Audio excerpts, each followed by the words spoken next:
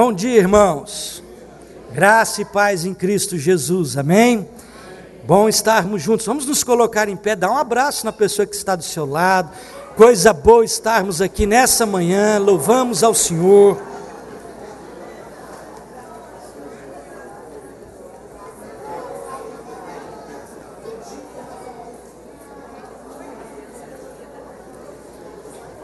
Você que nos visita também, nossa saudação, nosso abraço fraterno. Aproveitando que você já está em pé, abra sua Bíblia comigo, o Evangelho de João.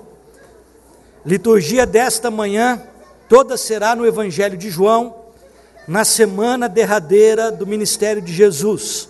Adentramos no domingo de hoje, domingo de Ramos, na última semana do ministério de Jesus. João capítulo 12. Versos 12 a 19, abra sua Bíblia comigo, nós realizaremos a leitura dessa passagem alternadamente. Evangelho segundo João, capítulo 12, versos 12 a 19, é a entrada de Jesus de maneira triunfal na cidade de Jerusalém, é chamado Domingo de Ramos. No dia seguinte, a numerosa multidão que viera à festa, tendo ouvido que Jesus estava de caminho para Jerusalém,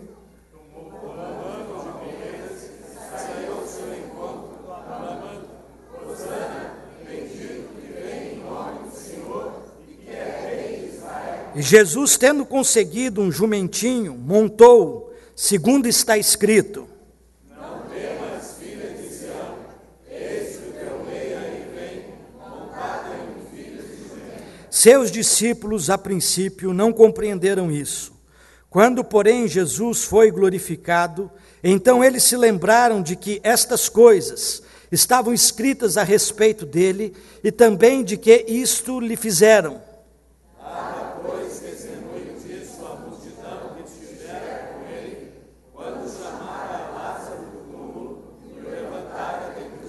Por causa disso também a multidão lhe saiu ao encontro, pois ouviu que ele fizera este sinal. De sorte que os fariseus disseram entre si: Vede que nada aproveitais, eis aí vai o mundo após ele. Jesus entra em Jerusalém, e o Evangelho de Mateus diz que os que precediam e os que sucediam, os que vinham antes, no início, e os que vinham depois, clamavam dizendo: Hosana, bendito que vem em nome do Senhor. Vamos orar ao Senhor nesta manhã. Nosso propósito nesse momento de culto é bendizermos, exaltarmos o nome do Senhor. Pai, nós queremos te agradecer pelo dom da vida, pela misericórdia que se renova sobre cada um de nós a cada manhã. Queremos reconhecer, ó Deus, a grandiosidade do teu ser, a salvação de maneira gratuita que o Senhor nos concede no Filho amado Jesus Cristo. Ó Deus, seja servido nessa manhã, acolher a nossa adoração, que a nossa adoração não seja, Senhor, similar àquela da multidão no passado, que no domingo diz Hosana e que na sexta-feira grita crucificam, mas que a nossa expressão de culto e adoração seja resultado de um compromisso perene, autêntico, de lábios que confessam o teu nome, de corações que foram transformados em Cristo Jesus. Nós te pedimos isso e te agradecemos, em nome do Senhor Jesus. Amém. Podeis sentar, as crianças nos conduzirão a umas canções de louvor.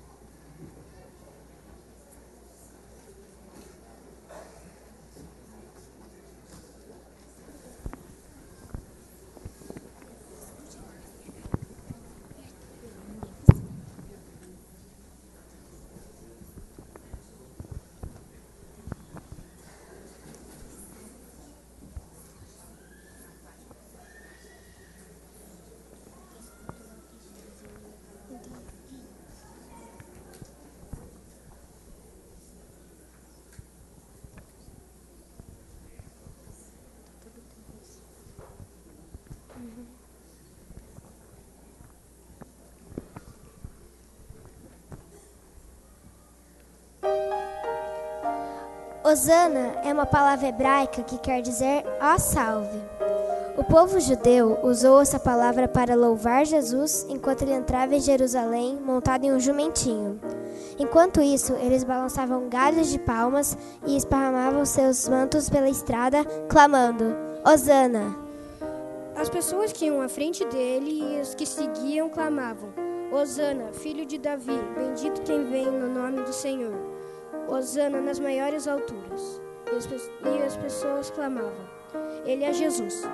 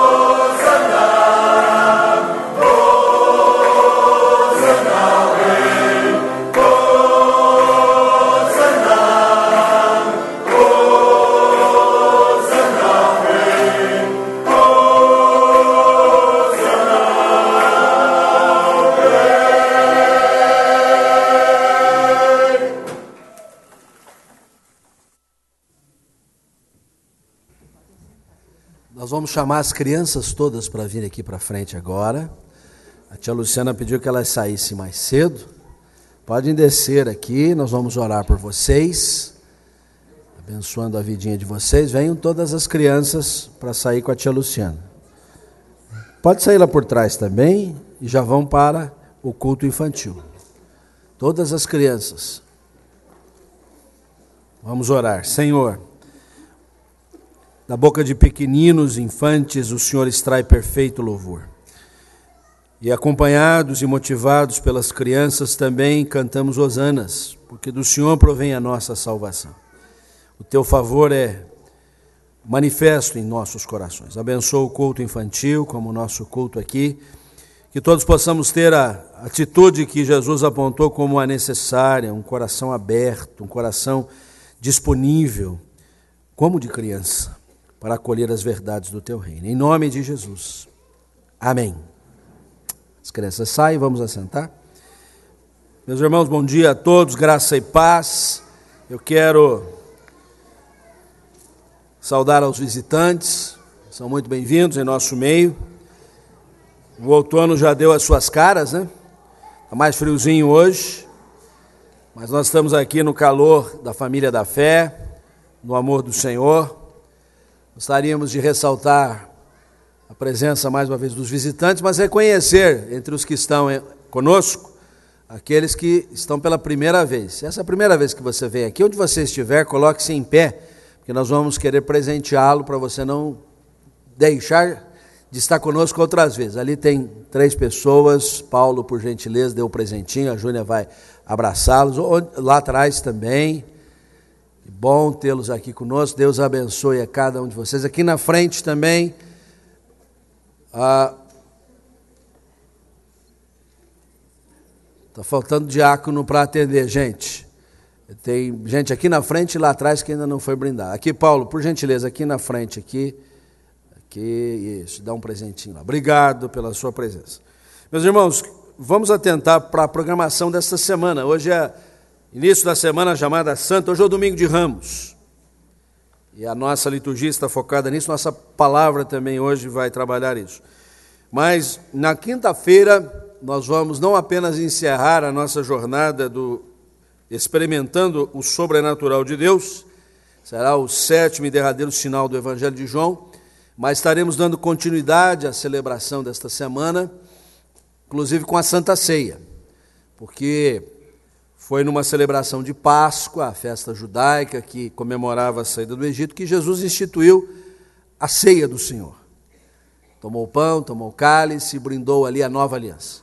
E foi justamente num dia como esse que nós vamos realizar, então, o nosso culto da quinta-feira. Vem estar conosco, quinta-feira às 15 horas, terminamos a etapa do Experimentando o Sobrenatural de Deus e celebramos a ceia do Senhor. Na sexta-feira, às 11 horas, culto da Paixão, a cantata do coral As 7 Palavras da Cruz.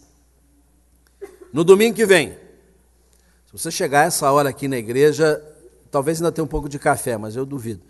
Chegue cedo, vamos começar às 7h30 da manhã, uma programação diferente, o culto da ressurreição, a alvorada da ressurreição, seguido do café pascal, que vai se estender pelo longo da manhã, mas não teremos nem culto às 9, nem às 11, nem a escola dominical às 10 horas. Então, atente para o programa de Páscoa.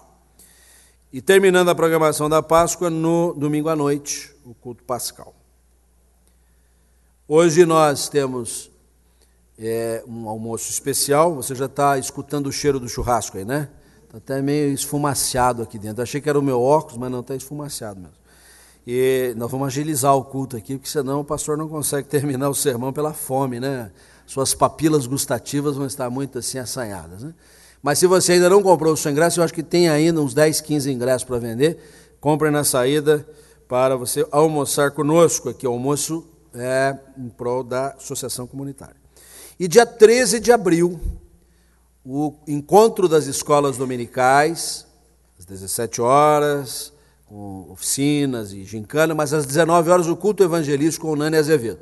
Nós já distribuímos quase todos os ingressos, mas estamos guardando ainda alguns ingressos para o nosso pessoal, que não queremos deixar a nossa gente fora. Mas a partir dessa semana os ingressos serão disponibilizados para outras igrejas. Então, se você não pegou o seu, pegue. Você está lembrado que você deixa 1 quilo de alimento não perecível para deixar ali na entrada, leva o seu ingresso, não leva só o seu, leva daquele que você quer trazer. Nós vamos lotar aqui o espaço de adoração, com certeza. Mas se não lotarmos com os nossos, vamos lotar com os de fora. Mas estamos dando preferência para os domésticos da fé, não é verdade? Então você está atento a tudo isso. É com muita alegria que hoje nós realizaremos um batizado infantil internacional, direto da Austrália para o Brasil. E enquanto cantarmos a primeira estrofe do hino 367, que nos convida a estar com Jesus, não apenas os meninos, mas os meninos grandes também, eu quero convidar a Dani, o Trent, os seus, para virem aqui na frente para este ato do batismo infantil. Primeira estrofe apenas.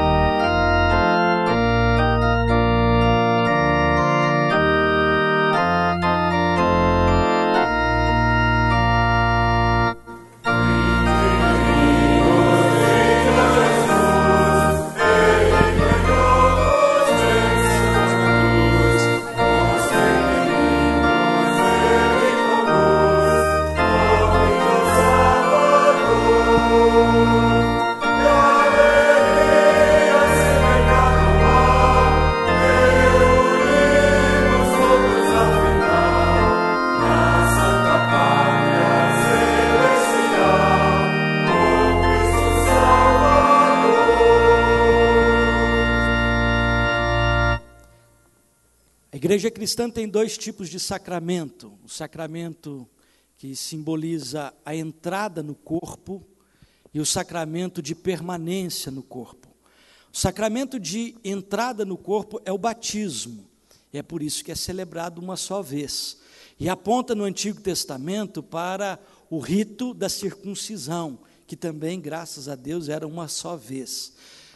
Mas o outro sacramento, o sacramento da ceia, é o sacramento da permanência, e este era celebrado sempre que possível. No Antigo Testamento era a Páscoa, que era celebrada anualmente. O Senhor Jesus migrou dessas 2 realidades. Do Antigo Testamento, certamente Jesus sofreu sobre si a circuncisão e participou, como celebramos esta semana da Páscoa, a Páscoa, pelo menos diversas vezes na sua caminhada ministerial. Ele também inaugurou um novo tempo para a igreja. Jesus foi batizado por João Batista e Jesus institucionalizou a ceia do Senhor, partindo o pão e distribuindo o cálice aos seus discípulos. Nessa manhã, nós estamos celebrando isso em nome do Senhor. Jesus diz: deixai vir a mim os pequeninos, não os embaraceis, porque dos tais é o reino dos céus. Os filhos fazem parte do pacto da promessa de Deus associada aos pais, fazem parte das bênçãos dos pais na vida dos seus filhos. E é isso que nós estaremos celebrando nesse instante do batismo infantil. Convido a igreja a colocar-se em pé.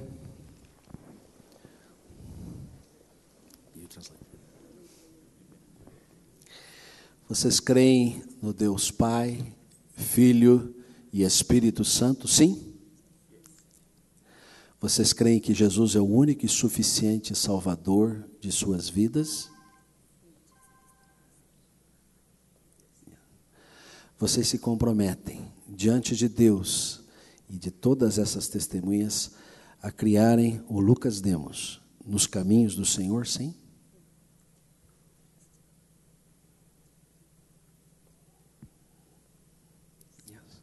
Vocês se comprometem a levá-lo à igreja, lá na Austrália, onde vocês vão, para que ele cresça junto do povo de Deus, conhecendo os caminhos do Senhor?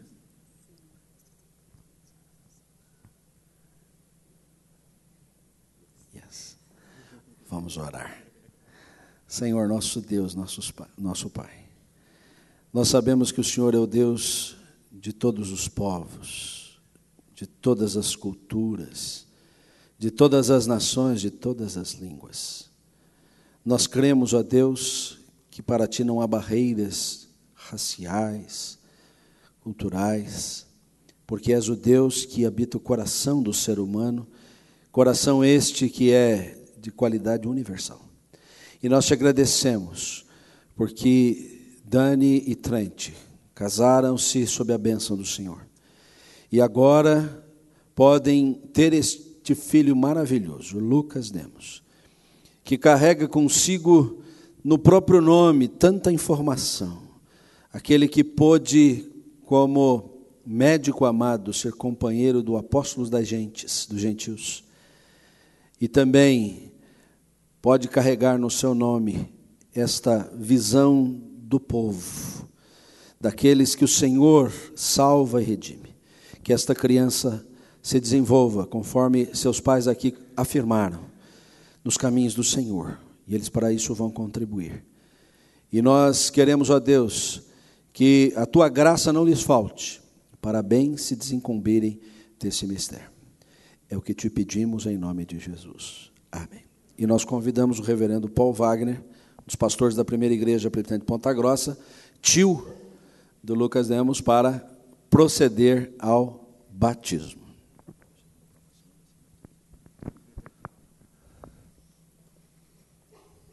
Lucas, filho da promessa, eu te batizo em nome do Pai, do Filho e do Espírito Santo. Vamos orar? Deus querido, Pai amado, nós sabemos e entendemos, Deus, que o batismo é um selo. E nessa hora, Deus, confirma, Pai, o ato que fazemos, o sacramento que fazemos em nome do Senhor. E agora, Deus, cremos na promessa que o Lucas é filho do Senhor, é filho da promessa, filho e parte do povo do Senhor. Nós oramos entregando, Deus, a vida do Lucas, como também dos seus pais, da sua família, dos seus avós, nas mãos do Senhor. E confirmamos, em nome de Jesus, esse ato. Em nome de Jesus é que oramos. Amém. Podeis sentar, meus irmãos.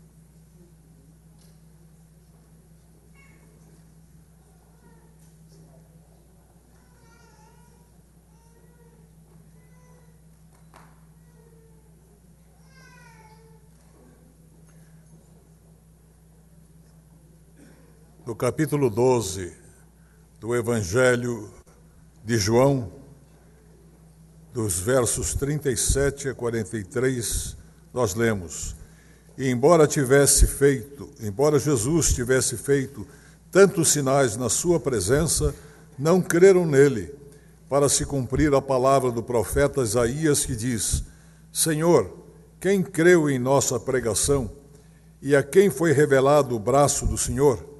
Por isso não podiam crer, porque Isaías disse ainda: cegou-lhe os olhos e endureceu-lhes o coração, para que não vejam com os olhos, nem entendam com o coração, e se convertam e sejam por mim curados.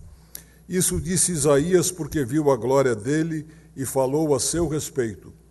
Contudo, muitos dentre as próprias autoridades creram nele, mas por causa dos fariseus não o confessavam, para não serem expulsos da sinagoga, porque amaram mais a glória dos homens do que a glória de Deus.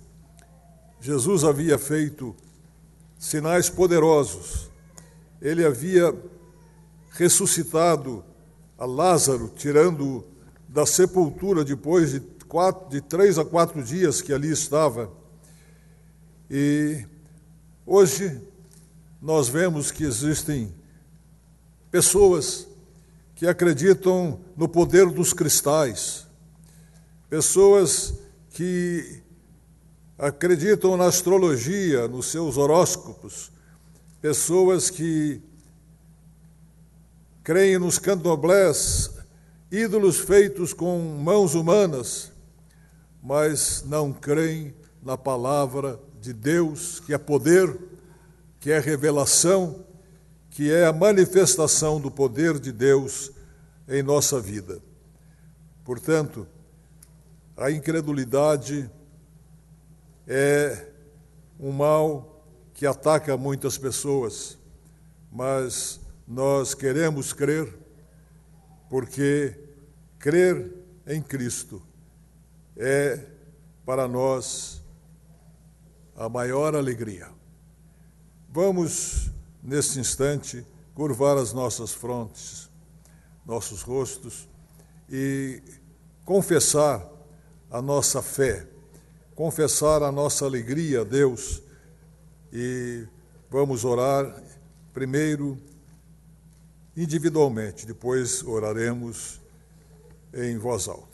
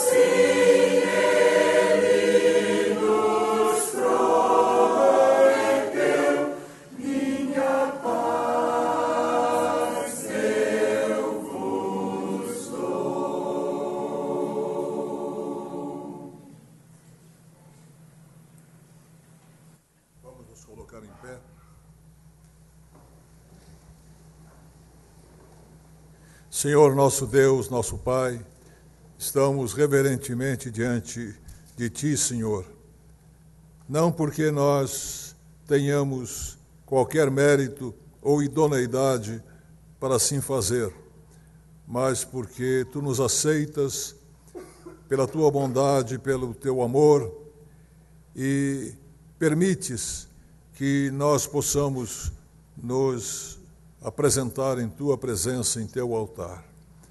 Portanto, Senhor, ao Teu povo que está aqui presente, ao Teu povo que Te adora onde quer que chega a mensagem do Teu Evangelho em Cristo Jesus, nós agradecemos, Senhor, porque nós tivemos a alegria de crer no grande poder de Cristo, no poder que revelaste no Teu Filho, dando a cada um de nós, pela fé, o conhecimento da salvação. Dá-nos, Senhor, a alegria de estar sempre louvando o Teu nome, cumprindo os nossos votos e os nossos compromissos com o Teu Evangelho. E, Senhor, abençoa o Teu povo aqui, em todos os lugares, especialmente aqueles que sofrem, aqueles que padecem enfermidades, aqueles que estão tristes, nos lares onde existe sofrimento, desarmonia, desamor. Senhor, permite que o Teu Santo Espírito atue na vida, no coração de todas as pessoas, para que haja amor, compreensão, paz, harmonia. Dá-nos, Senhor, a Tua graça, o Teu amor, o Teu perdão, que é, acima de tudo, a manifestação da Tua graça. Nós Te pedimos tudo e Te agradecemos E quando unimos as nossas mãos para manifestar a nossa fraternidade, oramos todos a oração que o Senhor nos ensinou, dizendo: Pai nosso que estás nos céus, santificado seja o teu nome. Venha o teu reino, seja feita a tua vontade, assim na terra como nos céus. O pão nosso de cada dia hoje, perdoa-nos as nossas dívidas, assim como nós perdoamos aos nossos devedores. E não nos deixes cair em tentação, mas livra-nos do mal, pois teu reino, o poder e a glória para sempre. Amém. Pode sentar.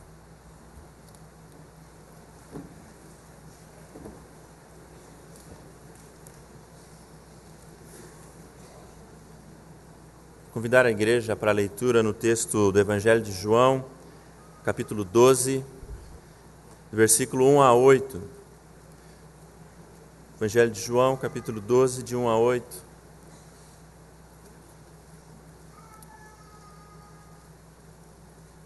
Diz assim a palavra de Deus: 6 dias antes da Páscoa foi Jesus para Betânia, onde estava Lázaro, a quem ele ressuscitara dentre os mortos. Deram-lhe, pois, ali uma ceia. Marta servia, sendo Lázaro um dos que estavam com ele à mesa. Então Maria, tomando uma libra de bálsamo de nardo puro, muito precioso, ungiu os pés de Jesus e os enxugou com os seus cabelos, e encheu-se toda a casa com o perfume do bálsamo. Mas Judas Iscariotes, um dos seus discípulos, o que estava para traí-lo, disse: Por que não se vendeu este perfume por 300 denários e não se deu aos pobres? Isto disse ele porque não tivesse cuidado dos pobres, mas porque era ladrão e, tendo a bolsa, tirava o que nela se lançava. Jesus, entretanto, disse: Deixe que ela aguarde isto para o dia em que me embalsamarem, porque os pobres sempre os tendes convosco, mas a mim nem sempre me tendes. Queridos, louvor e adoração não se restringe a um momento no culto, onde nós elevamos as nossas vozes em adoração a Deus, cantando cânticos espirituais. Mas louvor e adoração é o estilo de vida, e este é o estilo de vida do cristão. E nós também louvamos e adoramos a Deus quando na casa dele entregamos dízimos e ofertas. Por isso, enquanto nós cantaremos o próximo hino, com o auxílio do coral, você que nessa manhã veio preparado para isso, poderá fazê-lo. Cantemos.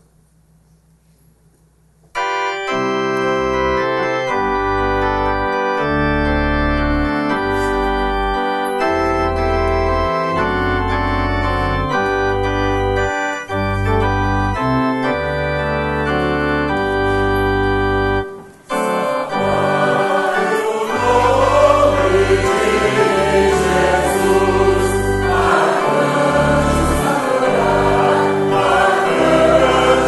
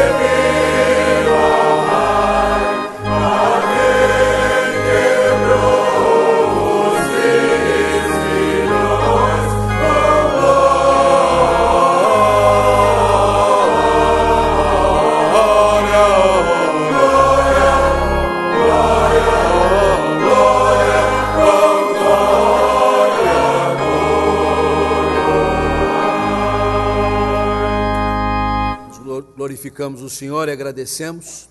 E o reverendo Paul vai orar nesse espírito, mas eu queria convidar o João Gabriel e os seus pais para virem aqui pertinho. O João Gabriel tem feito nesse ano tratamento quimioterápico e está restabelecido. E nós queremos louvar a Deus. Pai querido, nós te damos glórias, Deus, porque o Senhor é o Deus da cura, o Senhor é o Deus que não encontra impossíveis, Deus. Como é bom, Senhor, ver esse testemunho. Que bom ver o João Gabriel aqui conosco, restabelecido pela glória do Senhor. Obrigado, Deus, em nome de Jesus. E nós, como igreja do Senhor, celebramos essa cura, essa vitória na vida do João Gabriel e dos seus pais. Nos alegramos, celebramos em nome de Jesus. Deus, muito obrigado, Pai. Também te agradecemos pelos dízimos e ofertas que foram nesta manhã entregues na casa do Senhor. Obrigado, Pai, pela tua fidelidade para com o teu povo. E obrigado pela fidelidade do teu povo para com a tua igreja. Nós oramos agradecidos e gratos pelo que o Senhor tem feito em nossa história, pela vida do João Gabriel. Em nome de Jesus. Amém.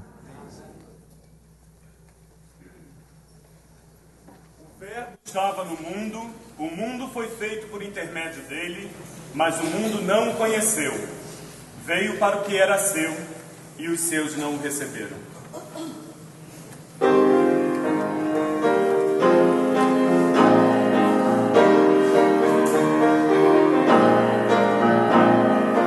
Mas a todos que o receberam, deu o poder de ser filhos de Deus.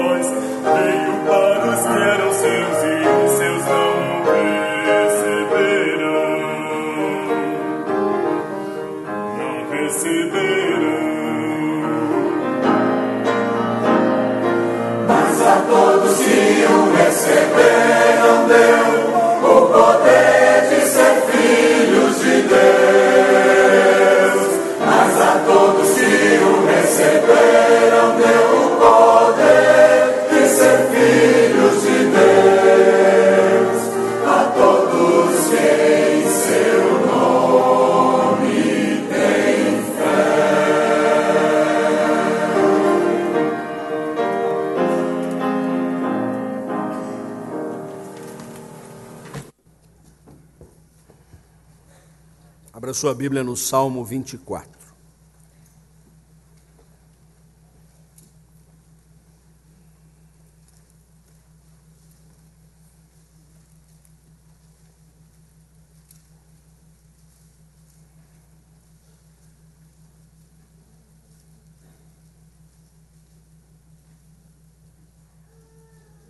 Salmo atribuído ao rei Davi, intitulado A Vinda do Rei da Glória. Mesmo assentados, mas reverentemente, a uma só voz, vamos proceder à leitura do Salmo, todos. Ao Senhor pertence a terra e tudo o que nela se contém, o mundo e os que nele habitam. Fundou a ele sobre os mares e sobre as correntes a estabeleceu. Quem subirá ao monte do Senhor? Quem há de permanecer no seu santo lugar?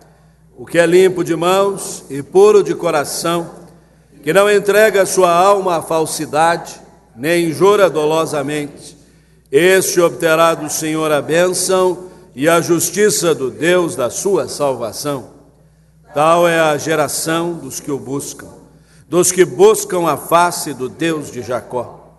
Levantai, ó portas, as vossas cabeças, levantai-vos, ó portais eternos, para que entre o Rei da Glória. Quem é o Rei da Glória? O Senhor forte e poderoso, o Senhor poderoso nas batalhas. Levantai, ó portas, as vossas cabeças, levantai-vos, ó portais eternos, para que entre o Rei da Glória. Quem é esse Rei da Glória? O Senhor dos Exércitos. Ele é o Rei da Glória. Senhor, nós sabemos quem é o Rei da Glória. E a Ele temos servido. A Ele temos glorificado. Mas achamos-nos numa geração que ainda continua perguntando quem é o Rei da Glória. Uma geração que desconhece o Senhor, que ainda não provou de um relacionamento íntimo com o Senhor. Mas que nós que conhecemos o Senhor possamos proclamá-lo, anunciá-lo, torná-lo conhecido, fazê-lo também parte integrante da vida de tantas pessoas, tantos povos, tantas nações, para que ao instante da pergunta quem é o Rei da Glória, a resposta venha na ponta dos lábios. O Senhor é o forte e poderoso nas batalhas, é o Senhor dos exércitos, Ele é o Rei da Glória. Fala ao nosso coração nesta manhã, em nome de Jesus. Amém. Quem é o Rei da Glória? Quem diria que aquele infante nascido nas condições mais precárias possíveis, numa noite fria, na distante Belém, junto a animais, sem o auspício de algum recurso de saúde, fosse o Rei da Glória. Quem diria que o menino que ficou esquecido da família no retorno para casa, depois das festividades em Jerusalém, por volta dos seus 12 anos, estava ali confabulando com os entendidos da lei religiosa, aquele menino era o Rei da Glória. Quem diria que o homem feito, perambulando pelas praias do mar de Tiberíades, convoca este pescador, aquele pescador, e reúne um conjunto variado de pessoas, mas na sua maioria gente modesta, gente simples. Ele era o Rei da Glória. Quem diria que naquela manhã, acompanhado de uma multidão que crescia na medida em que se aproximavam dos portais de Jerusalém, mas num cenário absolutamente inusitado, estava ali montado num jumentinho. O jumento é o animal de carga, é o animal que serve de transporte para os serviçais, que se servem dele justamente para carregar as cargas. Não era o alazão vistoso, grande, em que os reis, os generais, os comandantes avançavam à frente das suas tropas. Naquele cenário, ali estava o Rei da Glória, sob os apupos das miríades que aclamavam Hosana, bendito que vem o nome do Senhor, e esparramavam as suas vestes, os seus mantos, e arrancavam palmas, as árvores, os ramos, para que ele passasse. Ali estava o Rei da Glória. Quem diria que no final daquela semana, como já lembrado em momento anterior de oração neste culto, a mesma multidão que proclamava hosanas, proclamava crucifica-o, crucifica-o. E ele carregava logo a seguir um pesado madeiro, no qual ele foi cravado, e ali foi zombado, e ali foi ferido, e ali foi machucado. Quem diria que ali estava o Rei da Glória? E vamos ficar por aqui para a gente não avançar em toda a história da salvação, para responder, ali estava o Rei da Glória. O Rei da Glória é o Senhor Jesus. O Rei da Glória é o nosso Deus. O Rei da Glória é aquele que merece todos os louvores e encômios. O Rei da Glória é aquele que deve ser adorado, bendito eternamente. O Rei da Glória deve reunir todas as nações, povos, línguas, culturas, para celebrar o seu próprio nome, e é isto que nós auguramos. Nós entoamos ao início deste culto o cântico Hosana, e que aponta para o primeiro advento de Jesus e já o segundo advento. Um dia também nós também iremos cantar Hosana ao que vem em nome do Senhor. Nós aguardamos a volta do Senhor Jesus para de novo poder fazer uma celebração como foi aquela há 2000 anos. Mas o texto que nós lemos nesta manhã é anterior, cerca de 1000 anos antes do evento em que o Senhor Jesus adentrou os portais de Jerusalém. E ele faz referência à entrada triunfante de um rei de glória, do Rei da Glória. E ao autor deste salmo, Davi, que também foi rei, ocorreu que aquele cenário, quando os reis voltavam das batalhas e vitoriosos que foram nas suas conquistas e puderam aplacar os ânimos dos inimigos e puderam trazer os benefícios, os resultados da sua batalha por meio de recursos, de víveres, de animais, de joias, de bens. A caminhada, a passeata era absolutamente gloriosa. As pessoas saíam das suas casas, dos seus refúgios, para ali aplaudir, para ali fazer todas as reverências, para ali reconhecer todo o poderio dos vitoriosos. E Davi então pensou: a vitória do nosso Deus é muito maior. A vitória do Rei da Glória não tem comparação. Se reis humanos, quando voltam das suas celebrações, são desta forma saudados, muito mais precisa ser o nosso Deus, que é Rei da Glória. Meus irmãos, nos dias de hoje, falta-nos a visão do Rei da Glória. Este é um mundo absolutamente materialista, consumista, interessado no aqui e agora, causa espécie à maioria das pessoas que a gente fale sobre coisas espirituais, sobre a existência de Deus, sobre o poder de Deus, sobre a vida que prevalece para além da morte. Tudo se resume ao espaço do surgimento de uma vida, o seu desenvolvimento e o seu passamento. Não existe mais nada além do que nós podemos vislumbrar com os olhos que a terra há de comer. E isso então aponta para a falta, a ausência de uma visão do Rei da Glória. O nosso mundo, para a maioria das pessoas, é só isso mesmo que a gente vê. É só isso que a gente pega. São as coisas que a gente sente. Falta-nos uma visão do Rei da Glória. Eu queria nesta manhã, nesse domingo de Ramos, nesse domingo que evoca tantas lembranças, nesse domingo que abre uma semana crucial, literalmente crucial, para a fé cristã. Porque sem esta semana, na celebração do nosso calendário religioso, não há fé cristã.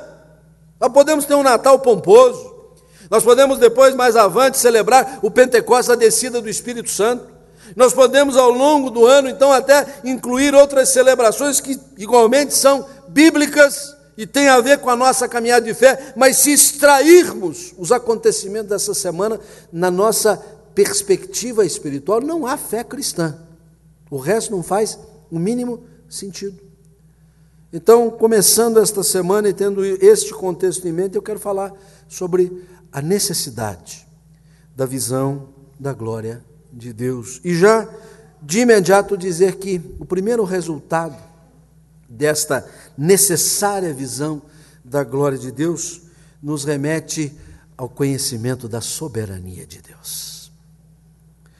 O salmista inicia a sua mensagem neste Salmo 24 dizendo: ao Senhor pertence a terra e tudo o que nela se contém, o mundo e os que nele habitam.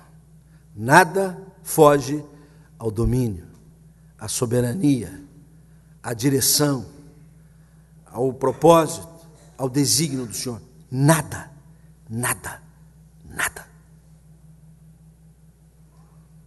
Ao Senhor pertence a terra.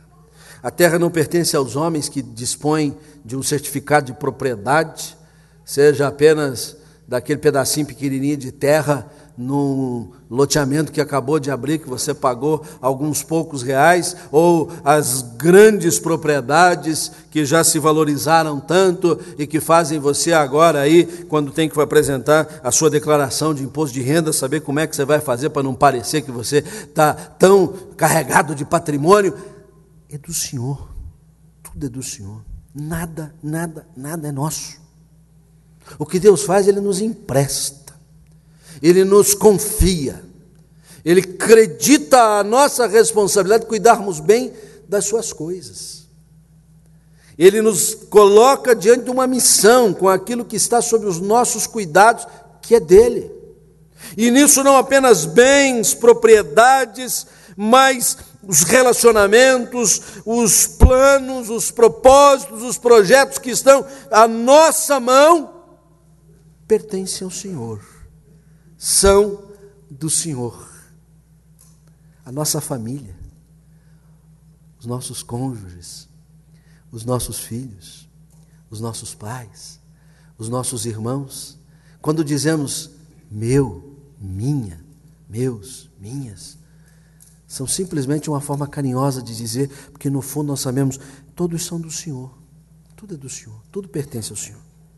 Recursos que nós depositamos num momento de dedicação, de compromisso na igreja, não são uma parte que a gente dá para Deus e o resto é nosso, tudo é do Senhor, a gente está apenas em obediência, colocando sob a responsabilidade daqueles que precisam bem administrar esses recursos para a expansão do reino de Deus, mas o que fica conosco também é do Senhor. Falta, nos dias de hoje, uma perspectiva da glória do Senhor, do Rei da Glória, que nos remeta a esta consciência: nós, de nós mesmos, nada temos, nada somos, tudo é do Senhor, tudo pertence ao Senhor, a quem deve ser toda a glória, toda a honra. A Ele pertence, não sou de mim mesmo. Talvez a coisa mais difícil, mas a mais importante de dizer ao longo da nossa vida é isto, esta declaração: não sou meu, sou do Senhor. O apóstolo Paulo descreveu isso na epístola aos Gálatas, quando diz nitidamente, claramente, com todas as letras, isto: não pertenço a mim mesmo, não me importa mais o viver para interesses particulares, senão que eu cumpra cabalmente a missão que recebi do Senhor. Em nada considero a minha vida preciosa, ele vai dizer aos presbíteros de Éfeso, no encontro em Mileta, registrado em Atos 20, não considero mais a minha vida preciosa, a não ser que eu cumpra a missão que o Senhor me deu. É a perspectiva da soberania de Deus. Uma doutrina tão cara à fé reformada, professada pela igreja presbiteriana, mas parece que às vezes esquecida. Às vezes a gente começa a se levar por conceitos odiernos, por visão de uma teologia de prosperidade, por uma percepção de que alcançamos um certo grau de evolução na nossa humanidade, que agora somos senhores do nosso destino, que nós decidimos a vida por nós mesmos, que Deus só está assim, olhando de longe. E olvidamos que isso é a filosofia deísta, que afirma que Deus até existe, que Ele até é tudo que a gente diz que é, mas Ele nem se importa com a gente, não intervém na nossa história, não interfere na nossa vida, cada um cuide de si. casa de Murici. Cada um cuide de si. Não, meus irmãos, nós precisamos reavivar a visão da glória de Deus, porque ao Senhor pertence a terra e tudo o que nela se contém, o mundo e os que nele habitam, incluindo você e eu, somos do Senhor. A segunda lição que nós extraímos da necessária visão do Rei da Glória, do Senhor dos Senhores, do Rei dos Reis, do Altíssimo, Soberano e Absoluto Deus, é o impacto da santidade de Deus sobre tudo que existe. Quem subirá ao monte do Senhor? Quem há de permanecer no seu santo lugar? Um Deus soberano evoca um Deus absolutamente distinto, um Deus que não se compara com nada, com ninguém. Há pouco, no momento da contrição, nós fomos referidos à idolatria que graça em nosso meio, idolatria não necessariamente religiosa, existe muita idolatria secular. Hoje os nossos deuses são materiais, né? Nós nos apegamos e colocamos no centro da nossa vida coisas que nós podemos tocar, pegar, sentir, que causam em nós uma falsa segurança. O nosso Deus não se compara a nada disso. Por isso o salmista indaga, aliás, está cheio de pergunta aqui nesse salmo, né? A gente quer, às vezes, resposta e a Bíblia vem e faz mais pergunta para a gente. E diz assim: quem é que vai ficar num lugar santo de Deus, diante do Senhor, que é santo, absolutamente santo? O conceito de santidade não se limita a apenas uma visão moralista, uma percepção de que não pode isso, pode aquilo, deve isso, não deve aquilo, mas sim a essência da santidade é a distinção, a diferença. Não há meio de comparação. Quando nós aplicamos esta realidade na nossa vida agora como santos em Cristo, a convocação do apóstolo Pedro é: sede santos porque o Senhor é santo. Nós colocamos o quê? Que nós somos distintos, nós somos diferentes, nós precisamos mostrar essa diferença, não podemos ser como todo mundo é. Somos de carne e osso, temos nossas limitações, somos pecadores como todos são, mas temos esse distintivo, a marca do Senhor no nosso coração. E para e passo a relevância da soberania de Deus, agora também a relevância da santidade de Deus, que deve impactar o nosso coração. Porque um Deus santo precisa ser servido por aqueles que Ele santifica, por aqueles que Ele molda, por aqueles que Ele transforma. E aí a resposta é dada no versículo 4. O que é limpo de mãos, é puro de coração, que não entrega a sua alma à falsidade, nem jura dolosamente. Limpos de mãos tem a ver com as nossas ações, aquelas que nós fazemos por meio das mãos e de outros membros do nosso corpo, as coisas que nós realizamos, mas a mão, representando aqui a ação, ela procede da intenção, do que está no coração, e por isso ele diz: é puro de coração. Se não há uma coincidência entre o que nós fazemos e o que nós pensamos, há uma discrepância que precisa ser sanada. Porque se eu faço algo que é puro, que é santo, que é belo, que é bonito, mas a minha intenção é impura, a minha motivação é iníqua, o meu impulso para realizar isso não coincide com o que está aparecendo, eu sou um dissimulado, eu sou um falso. E é preciso rever isso. Que maravilha! Associar a intenção à ação e ambas serem puras. Pureza. O que me motiva é a presença do Senhor no coração. O que me motiva é o amor. O que me motiva é a fraternidade. O que me motiva é o querer bem. O que me motiva não é o desejo de prevalecer, de sobressair, de espicaçar alguém, de machucar outrem. Será que algumas vezes, até quando erguemos as nossas mãos em louvor a Deus, quando entoamos cânticos de adoração, quando proferimos orações em prol, inclusive, da comunidade, da missão, do trabalho que realizamos, no nosso coração guardamos mágoas, guardamos ressentimentos, guardamos coisas que não convêm àqueles que adoram ao Deus Santo, porque estamos impactados pela visão do Rei da Glória. Quem está aqui no nosso meio para ser adorado e servido não são os pastores da igreja, não é esse mavioso coral, não é aquele que veio com você, não é quem está lá atrás ou quem está aqui na frente, não são as nossas crianças, é o Rei da Glória. E se a nossa motivação é equivocada, mesmo que as nossas mãos apresentem algo aparentemente santo, o Rei da Glória não será adorado. O Rei da Glória vai ficar assim. Vocês até chegaram a reconhecer que eu sou soberano, mas não estão reverenciando a minha santidade. Purifiquemos os nossos corações. É por isso que no culto reformado, nós damos um prazo muito importante para a confissão, para reconhecermos contritamente que falhamos, que pecamos, que há coisas a serem ajustadas, que o nosso coração precisa ser purificado permanentemente pelo precioso sangue de Jesus, aquele que foi derramado na cruz do Calvário, numa sexta-feira triste, obscura, tenebrosa, mas de onde dimana pureza para os nossos corações.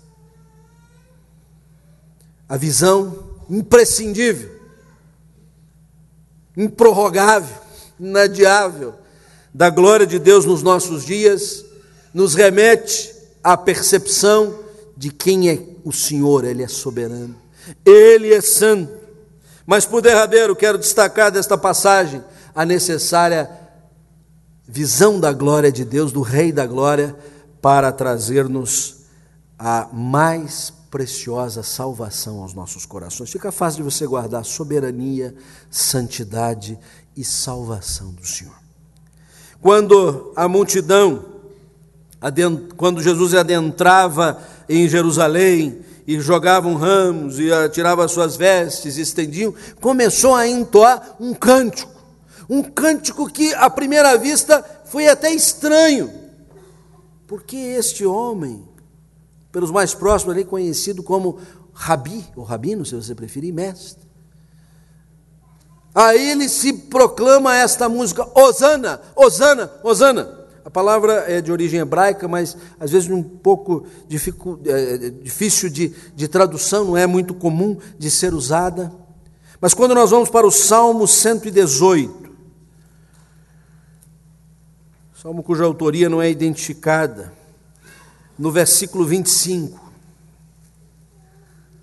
nós temos uma pista do significado de Hosana. Salmo 118, versículo 25. Vamos ler todos juntos esse versículo? Apenas este versículo 25 do Salmo 118. Todos. Ó, salva-nos, Senhor. Nós te pedimos, ó Senhor, concede-nos prosperidade. Ó, salva-nos, Senhor. Nós te pedimos, ó Senhor. Aquela expressão curta, precisa, absolutamente focada, Hosana, era uma súplica. Não era propriamente um louvor. Não era propriamente uma expressão de gratidão, como nós temos no culto. Senhor, nós te agradecemos por isso, te agradecemos por aquilo. É um pedido sofrido, doído, dizendo, Senhor, salva-nos, por favor. Senhor, se o Senhor não nos salvar, nós não temos esperança. Se o Senhor não fizer uma intervenção na nossa realidade, não há qualquer possibilidade para nós. E é justamente isto que o salmista está revelando, quando vai delineando a caminhada do rei, que não é o rei humano, não é o imperador, seja de Israel, seja de Roma, seja dos gregos, seja dos troianos, seja de quem for, é o Rei da Glória, sua glória é muito maior.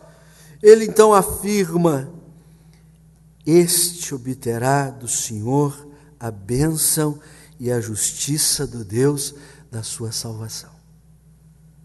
Este versículo é muito importante nesse texto, porque ele não está dizendo que o nosso Deus vai nos salvar porque nós somos bons, porque nós somos justos, porque nós somos até esforçadinhos, que nós estamos até tentando fazer o melhor possível, que nós temos boas intenções, às vezes nem tanto, mas quando a gente leva um puxão de orelha, a gente melhora um pouquinho a nossa percepção das coisas e a gente melhora. Esse texto está dizendo que a gente obtém a justiça de Deus que nos traz salvação.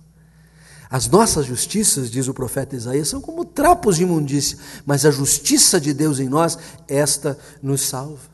E foi isso que Paulo, escrevendo aos Filipenses, no capítulo 3, declarou, e faz par com o texto do Salmo, quando ele diz assim: sim, deveras considero tudo como perda, as minhas justiças pessoais, por causa da sublimidade do conhecimento de Cristo Jesus, meu Senhor, por amor do qual perdi todas as coisas. Que coisas? A religiosidade dele, a moralidade dele. Ele disse: isso aí só faz sentido se eu estou em Cristo. Se eu não estou em Cristo, não faz sentido.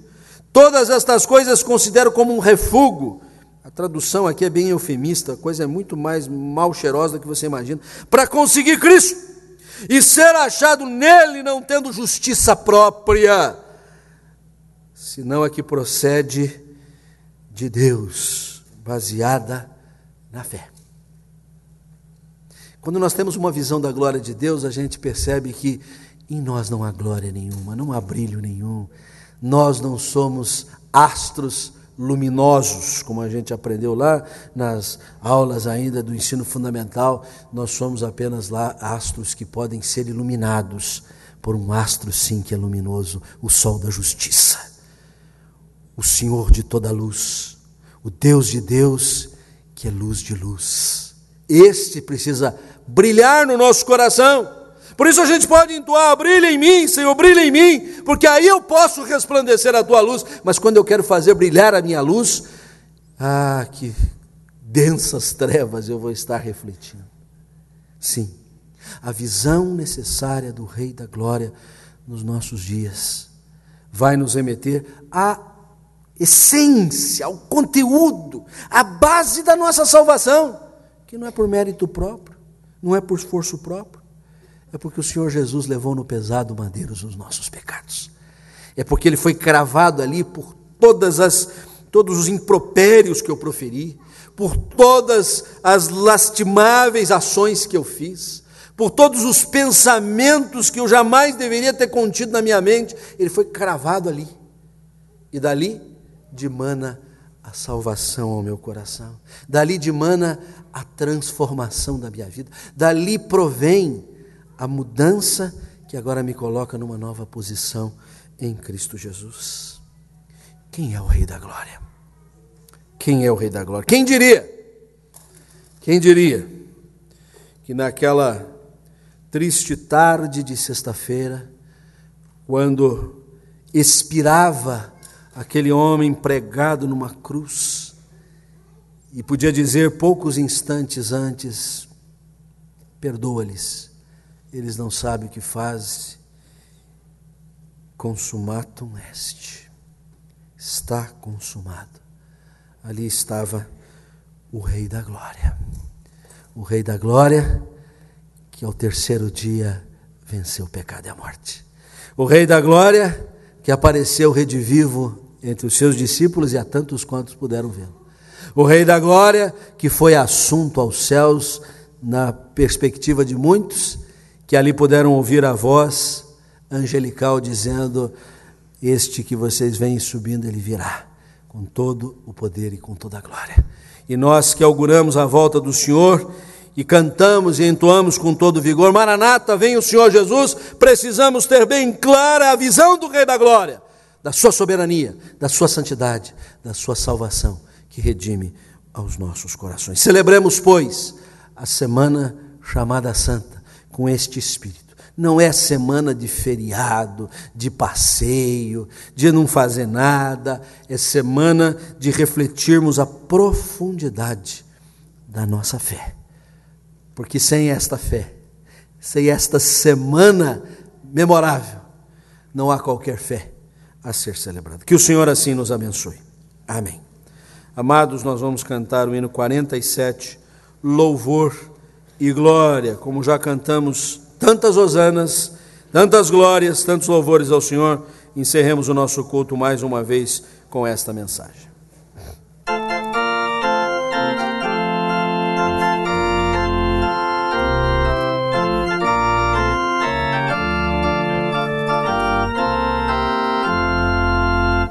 Louvamos-te, ó Deus, pelo dom de Jesus, que por nós pecadores morreu sobre a cruz. Aleluia, toda glória te rendemos, Senhor.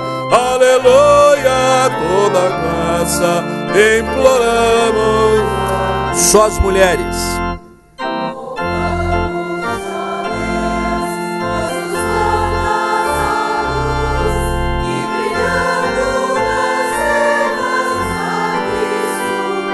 Todos. Aleluia, toda glória te rendemos, Senhor. Aleluia, toda graça imploramos. Amém. Os homens. Louvamos, ó Deus, por teu Filho Jesus, que foi morto, mas vive no reino da luz. Aleluia, toda glória te rendemos, Senhor. Aleluia, toda graça imploramos. Amém. Louvamos, ó Deus, louvamos, Senhor. Dá-nos sempre sentir teu poder, teu amor. Aleluia, toda glória te demos, Senhor. Aleluia, toda graça imploramos. Amém. Recebe o nosso louvor e atende a nossa súplica. Fazemos coro com o teu povo de todos os tempos, dizendo: Hosana, salva-nos, ó Deus. Salva-nos, por favor. Porque se o Senhor distender o teu braço de salvação, nós teremos verdadeira esperança. E em nosso coração será infundido autêntico amor. E a nossa fé estará bem firmada. Dá-nos, ó Deus, nesta semana crucial, termos em mente muito claramente o propósito do Senhor. E podemos reconhecer neste mundo tão carente da visão do Rei da Glória, que o Senhor é o Rei da Glória, o poderoso, o Senhor dos exércitos, o Senhor Altíssimo, o Senhor nosso bendito Salvador. Em nome de quem nós oramos hoje e sempre. Amém. Que o Senhor vos abençoe e vos guarde. Que o Senhor faça resplandecer sobre vós o seu rosto e tenha misericórdia de vós. Que o Senhor sobre vós levante a sua face e vos dê a paz. A graça de Jesus, o amor do Pai, as consolações do Espírito Santo sejam convosco hoje e sempre. Vem, derrama a paz, vem, derrama as bênçãos sobre este povo que se chama povo teu. Dá-nos teu amor, dá-nos tua força, para que tentações não venham a nos desviar. E a glória seja dada a ti, pelo que tens feito, pelo que tens sido, pelo que farás em nós. E a glória seja dada a ti, pelo que tens feito, pelo que tens sido, pelo que farás em nós, pelo que farás em nós. Você viu a liturgia do culto das 19 horas? Já pegou no boletim? Já viu?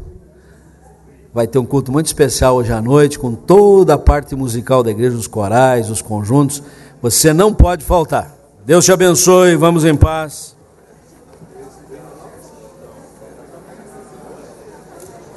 Valeu.